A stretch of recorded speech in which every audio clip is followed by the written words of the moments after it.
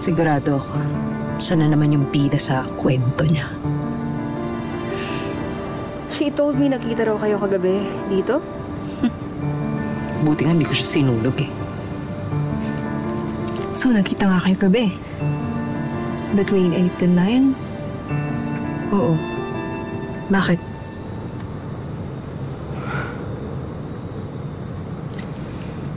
Come on, Uy, ano ba, Liv? Saan mo ko dadalhin?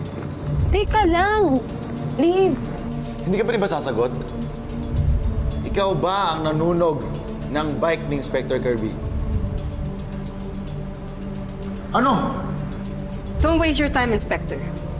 May makaka-prove sa atin na wala si Sugar sa crime scene. Sino? Go ahead, Jenny.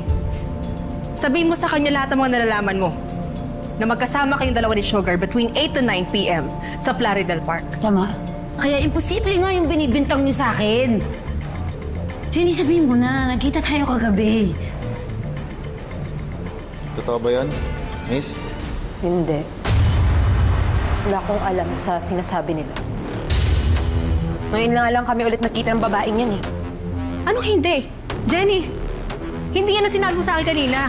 Magkasama kayo ni Sugar kagabi, di ba? Wala akong alam sa sinasabi mo na kagabi. Jenny, please naman, magsabi ka ng totoo. Nag-usap pa nga tayo kagabi, nagkita tayo sa park. Jenny, alam ko galit ka sa akin, pero huwag ka naman magsinungaling. Ikaw lang pag-asa ko para malinis yung pangalan ko, please. Ano ba, Sugar? Huwag mo na ako idamay. Wala akong alam dyan eh. Hindi pa ba sapat na sinira mo yung buhay ko dati?